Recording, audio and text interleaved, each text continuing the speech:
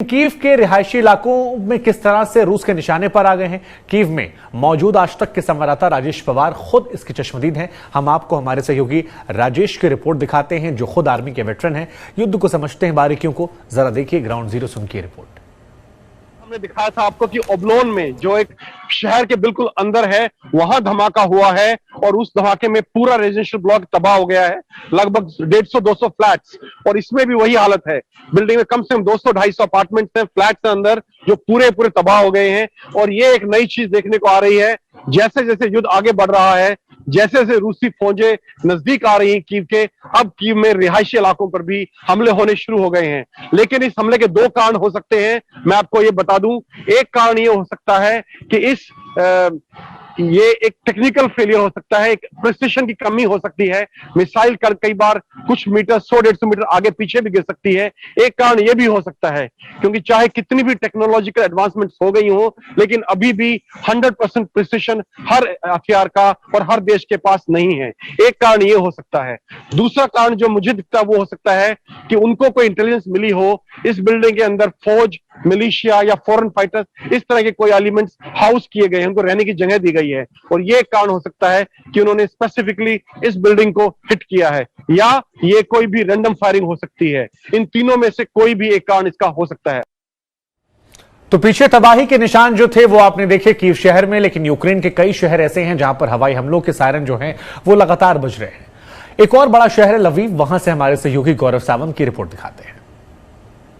Air red siren लगातार यहां पर लेविव में भी अब बज रहे हैं। आप सुनिए, लाउड स्पीकर पर लगातार कहा जा रहा है कि एयर रेड सायरन बज रहा है, आप सुरक्षित इलाकों में चले जाएं। सुनिए।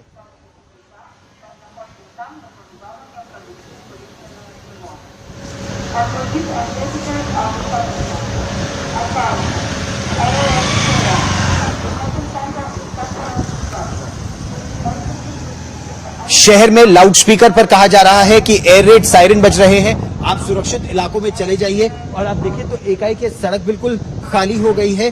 कुछ लोग जो सड़कों पर थे वो सुरक्षित इलाकों पर जा रहे हैं, लेकिन इतनी बड़ी संख्या में एयर रेड सायरन एक तरह से यहां बज रहे हैं कि लोग भी अब एक तरह से आदी हो गए हैं कि एयर रेड सायरन जब बनते हैं वो किसी सुरक्षित इलाके में चले तो जाते हैं, लेकिन उस सुरक्षित इलाके में या बंकर के बाहर तब तक वो रहते हैं जब तक एकाएक ऐसा न लगे कि अब अंदर जाने की आवश्यकता है।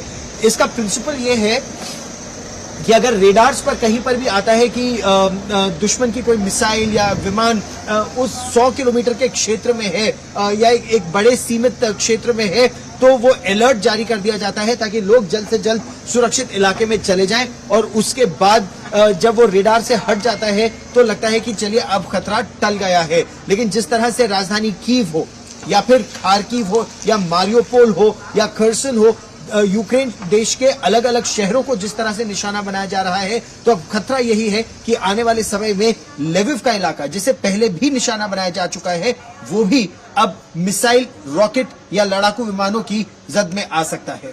कैमरामैन पवन कुमार के साथ गौरव सावंत, लेविव, यूक्रेन आज तक।